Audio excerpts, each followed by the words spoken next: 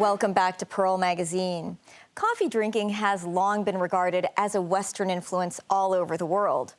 But did you know most coffee siphons or pots are made in China? People in one Greater Bay Area city called Taishan are brewing coffee and roasting beans here. We visit Taishan to find out how and why this has become such a trend. In recent years, coffee shops are mushrooming in Jiangmen, one of the Greater Bay Area cities. There are over 1,200 cafes in the city. 370 cafes opened last year. This street in Taishan is full of coffee shops. They don't open until 2 p.m. Some are still open at midnight. This Hong Konger's ancestors come from Jiangmen. He learned how to grow coffee trees in Ethiopia. In 2018, he bought 300 of the best quality coffee seeds to Jiangmen and started cultivating coffee here. This kind of coffee tree comes from Africa. Unlike other species, it is more adaptive to different environments. We have done some research to see whether Taishan is the right place to grow coffee. If yes, we would do coffee plantation or extend to other villages. If villagers are willing to grow coffee trees, we'll work together and expand the market. He says humidity is an important factor when growing coffee beans. Many think Africa is very hot and dry. Actually, it's not. This variety grows well in cool temperatures. Their roots would be rotten if there's too much moisture, and their fruits would also easily go bad if they absorb too much water. If they're grown in a low-lying area, we put a box at the bottom to drain away the excess water. It normally takes 3 years for a seed to germinate and 5 years to reach maturity. One coffee tree yields an average of 10 caddies of coffee fruit. You can see this coffee tree was successfully grown from germination of a coffee seed. It takes over 5 years to grow. The site of this coffee plantation used to be an abandoned school. Chan plans to set up a coffee education center here. We organized activities for parents and children. Through the activities, children would acquire knowledge of growing and harvesting coffee beans, as well as the brewing process. Many children came from Guangzhou, Zhongshan. This is their first time to grow coffee plants. It offers an extraordinary experience to them.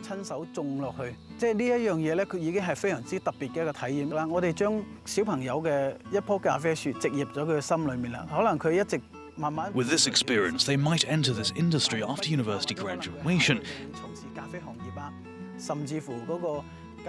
They'll be involved in working in coffee production facilities, design or sales. Jiangmen is a tourist spot. Many Chinese here migrated to other countries. In the beginning and middle of the last century, many returned home and brought along Western goods, such as coffee. Chan says the rich history and heritage helps promote tourism in the countryside. Chan also set up a coffee shop at Taishan, selling his coffee beans. In recent years, the Jiangmen government aggressively promoted the coffee industry. In 2002, this 86-year-old Hong Kong company set up a large coffee roastery here, producing 5,000 tons of coffee each year. We chose Jiangmen because it is on the west of Pearl River Delta. The water and land transportation is very convenient. Our raw material and products are easily transported via sea and land. We've finished roasting coffee today. Our Hong Kong clients will get it next day. Currently, their major market is Hong Kong, but they are also very optimistic about the mainland market. The coffee market in the mainland grew rapidly around 2010. We have offices in every city in the mainland to market our products. The coffee market in the mainland is at an upward trend, so it still has room to grow. But it is still way behind the Hong Kong market. He says his future strategy will focus on product. Apart from traditional coffee bean, grounded coffee, we also have instant coffee, canned coffee powder, concentrate, etc. There are many smaller-scale coffee roasteries appearing in the market, producing their own coffee.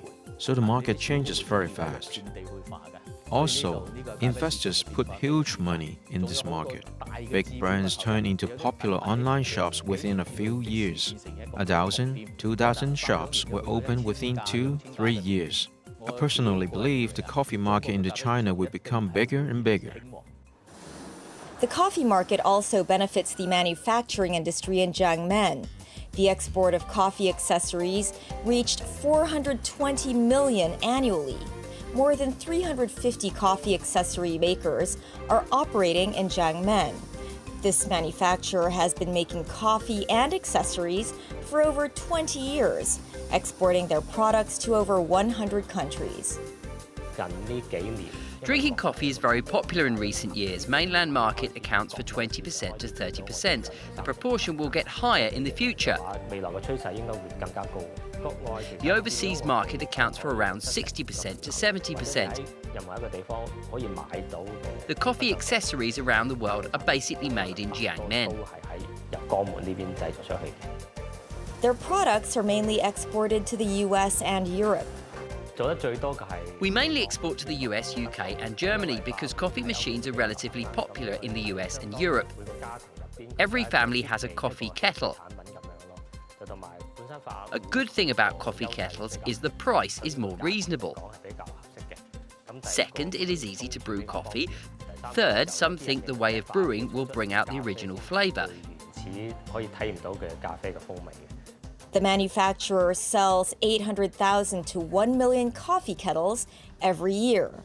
They make changes in the design to fit customers' tastes. In the past, the design is more simple. The material is glass or aluminium. It was a single layer.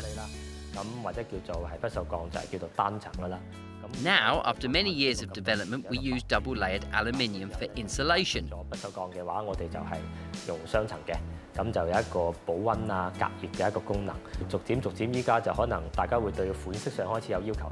Gradually, the colour is also changing, and we use other types of material for other accessories.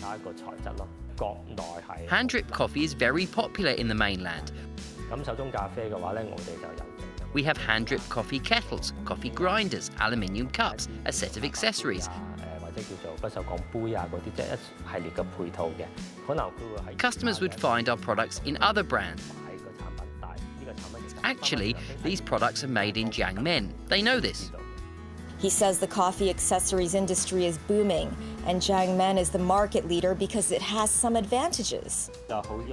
Today, people are gathering here to learn specialty coffee cupping in a coffee shop in Pengjiang district of Jiangmen. A course instructor explains the process of cupping. Put the cup here, close to the mouth and nose. You will smell the fragrance. Lu Guansheng entered the coffee industry in 2012.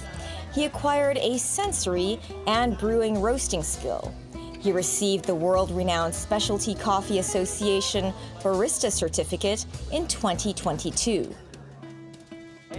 Specialty Coffee Association is a professional coffee association. We taste the coffee and then give a grade. The Jiangmen government is aggressively promoting the coffee industry.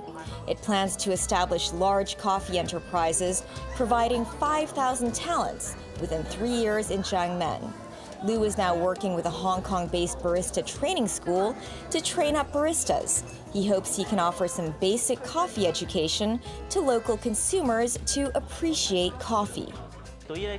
It may be difficult for coffee lovers because of the terminology. Also, in terms of sensory, their taste buds are not as sensitive as a professional barista. Coffees from different regions have different flavors. For example, Panama is home to geisha coffee. The flavor of the berry is floral and fruity.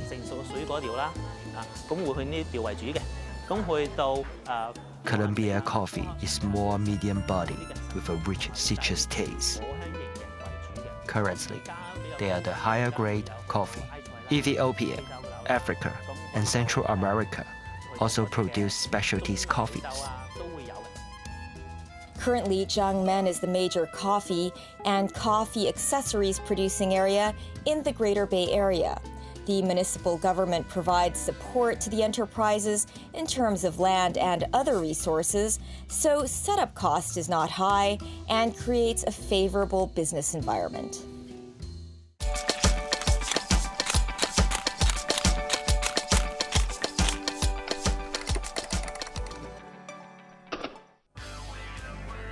With the support of the Drug Administration of Guangdong Province, the Guangdong Medical Valley Nansha Industrial Park occupies 70 acres of land.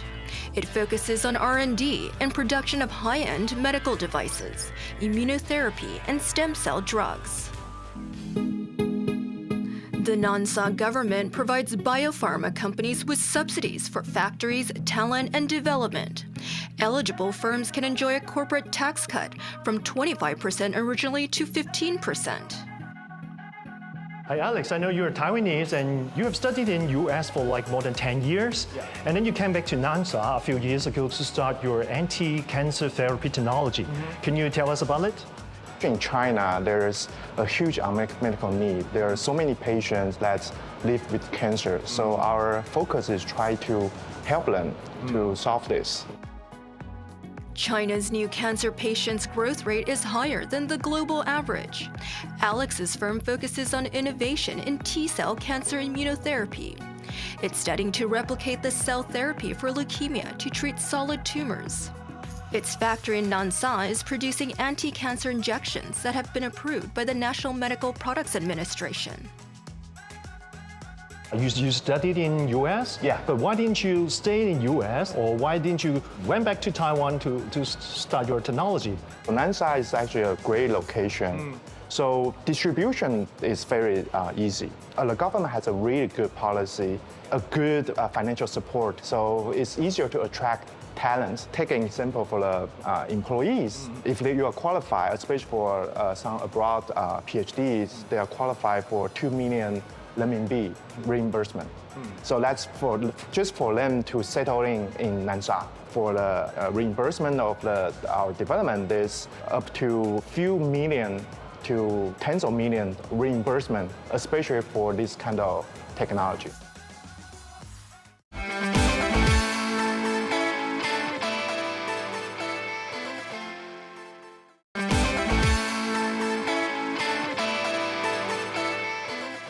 Hello again and welcome to Pearl Magazine.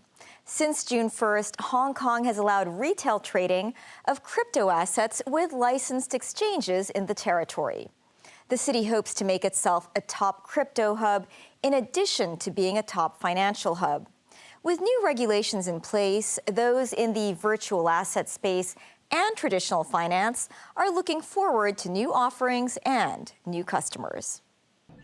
Virtual bank ZA was the first bank in Hong Kong to come out and say they would be offering cryptocurrencies or virtual assets to retail investors. What's your customer demographic? Like my customers is more like 2/3 of them are from the Gen Z segment. So there are more young groups that are actually looking for something new asset class for investing. So that's why we say that offering VA service is indeed quite appropriate, or is something what they are looking for. As a bank, we will connect to the exchange to see how the exchange can offer different kind of coins to us. If the exchange actually allows like 10 coins for the retailers, we are good to offer them. Devin Sin says the bank has already been working with the only 2 licensed platforms in the city to provide on and off ramps for fiat to crypto and vice versa for them. This means the exchanges can deposit as well as withdraw the fiat equivalent of crypto to their platform for their institutional clients through the bank. These same services will now be available for retail customers. Even if you don't have a bank account with them, you can still use their investment services. You can transfer the fiat from other banks to CA banks. And then in CA banks, of course, you have to have an investment account. And in the investment account, you have options like funds, stocks, and maybe the next one is going to be the virtual asset trading. So I think the trading model is pretty similar to the other asset class. So it's actually feasible for the customers to transfer any funds from other banks in Hong Kong to our apps and do the investment there. The Securities and Futures Commission and Hong Kong Monetary Authority issued a circular last year asking banks to support this new virtual asset ecosystem. We would like more banks to support this kind of the ecosystem, because for these exchanges or VASP, to be honest, they need banking service in order to expand in the market, regardless of the customer acquisition, regardless of the fiat in, fiat out. I think they need more rails to support their growth. So actually we see more banks to join this ecosystem, the better, the more healthier the development of the ecosystem. OSL, the first exchange to be licensed in Hong Kong, says the interconnectivities in the city's financial system are key to making it a thriving hub for virtual assets. The fact that investors can potentially connect with the sector not just through licensed platform, but through their favorite brokers or banks, and also having fiat on-off ramp as well in Hong Kong. We have an ecosystem that have building blocks that are connected to each other. It's good for the investors, it's good for issuers of financial products as well in the future. OSL has been serving institutional clients in the crypto space for almost 2 years. They say their offerings for the retail market will cover the full risk spectrum. More selections from all parts of the risk spectrum, not just high volatility and high risk, but also low risk and medium risk and etc. Just like in traditional financial universe. That would be the same process they currently follow when they use their favorite stockbrokers or equity brokers or trading platforms. They can pretty much find the same experience. Gary Chu says the numerous implosions seen in the crypto space in 2022 and the beginning of this year, during which some Hong Kong investors lost money through offshore platforms, is one of the reasons the regulations are so important. Some of the requirements include 100% of retail clients' assets in a hot wallet be insured. That's a wallet held on the platform. Cold wallets, those held off the platform by customers, should be 50% insured. It means all the protections that we have designed into the Hong Kong regulatory regime are now available to the Hong Kong investors. It means they know who they're dealing with, they know who the regulators are, and if things go wrong, they have recourse in Hong Kong. They have legal remedies in Hong Kong, they have a regulator in Hong Kong they can go to for help. He adds that he's excited about the possibility of new products for clients, something he says has remained quite flat for the last decade. Is the fact that we have the room to innovate and potentially to invent, and to find different ways of creating products in the sector that we're in a way that we can deliver products differently to the clients that may improve their experience or may improve the products. Stephen with Fireblocks, a B2B company providing infrastructure to virtual asset exchanges and others in the blockchain space, says these simple and clear regulations in Hong Kong will likely drive more players to the city. Having a very strong regulatory framework for how retail will get involved, I think will be a key driver. They're providing a strong environment for which retail consumers can engage in digital assets, and that will serve as a hub. And where retail aggregation goes, so does innovation. And so you'll start to see firms that probably started to move towards Dubai and Singapore over the last year or two really reconsider, as the growth in Hong Kong happens, whether or not their hub should be relocated back towards Hong Kong. In addition to this, HKMA is piloting the e-Hong Kong dollar.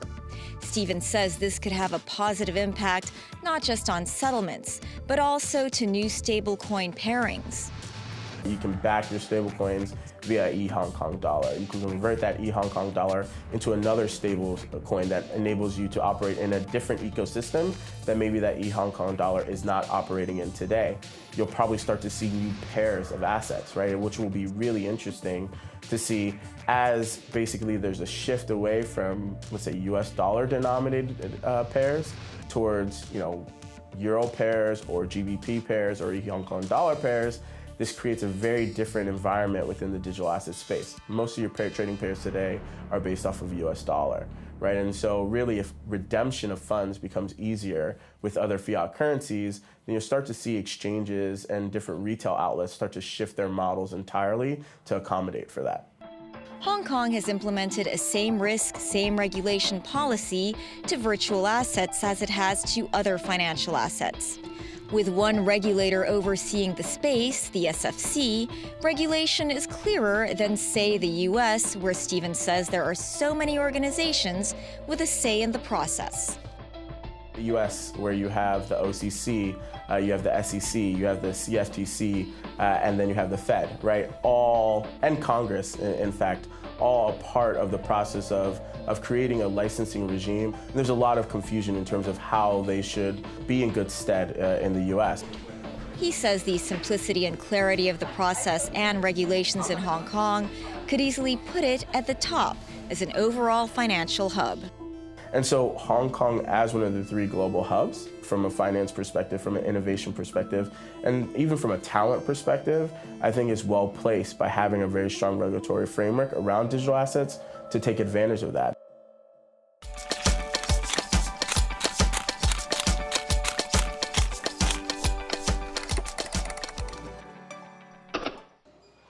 Some of the SFC regulations around retail investing of virtual assets include only tokens with high market capitalization and high liquidity can be sold to retail investors. They must be listed on at least 2 acceptable investable indices from independent providers, including one with experience in traditional finance. Bitcoin and Ethereum will be allowed. Hot wallets, wallets held on a platform, should be 100% insured, while cold wallets, held off the platform, should be 50% insured. Platforms should perform client checks to ensure retail traders from China, where crypto trading is banned, are not accepted. Ads, including those on social media, related to unlicensed platforms are considered an offense of regulations. This includes influencers promoting services of unlicensed platforms. Those in the ecosystem say the clear guidelines are welcomed by the industry. Is that SFC and others have been really open to engaging with digital asset companies, right? So I think that's a very, very positive thing for the space because it allows the regulator to learn, but it also allows people to understand where the mindset is going of the regulator in terms of how digital assets will be regulated here in Hong Kong, right? And that two-way transparency, I think, is quite important and is something that I think people are quite bullish on. That's our show for this week. Join us on Pearl Magazine, same time next week. Bye for now.